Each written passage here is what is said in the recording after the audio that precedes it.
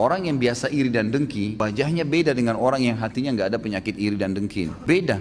Memang ada cahaya-cahaya keimanan di situ di wajahnya. Tentu ini bahasanya besar kalau saya ingin bahas juga hubungkan dengan masalah ibadah. Tapi kita cukupkan dengan masalah penyakit hati yang memang dari penyebab anggota tubuh seseorang selalu terjerumus dalam dosa.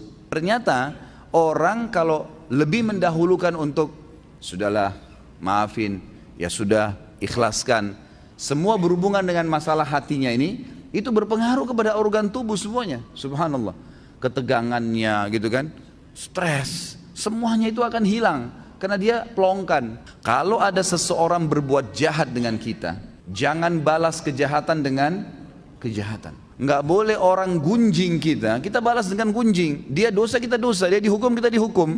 Dosa itu pasti punya efek jera yang besar. Karena taubat itu hanya membersihkan kita dari hukuman hari kiamat. Tapi di dunia harus ada pembersihan. Tidak bisa tidak. Tidak ada dosa yang tidak punya efek jerah.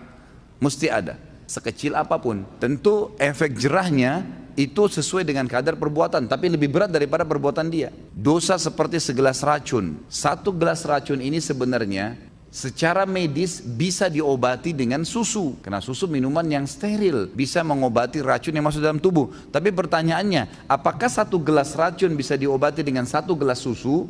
Jawabannya tidak mungkin. Mungkin membutuhkan sampai 1000 gelas susu. Artinya efek jerahnya besar. Ya Rasulullah, wasiatkan saya. Nabi SAW tahu orang ini emosional. Kata Nabi, jangan kamu marah. Ingat, jangan keburukan dibalas dengan keburukan. Orang fitnah, biarin dia fitnah sampai dia capek.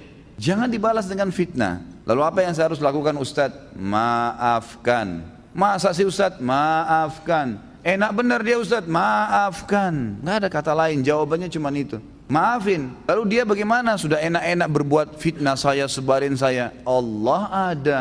Allah subhanahu wa ta'ala itu kita yakini sebagai orang beriman, sami', maha mendengar, basir, maha melihat, alim, maha mengetahui. Gak usah khawatir.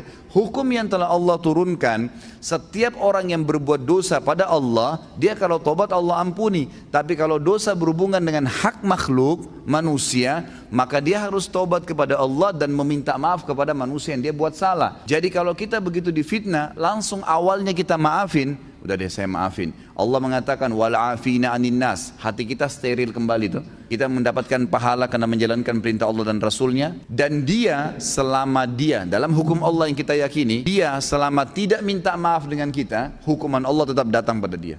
Gak usah khawatir, gitu kan? Apa yang kita mesti khawatirkan? Toh dia akan dihukum sama Allah kok.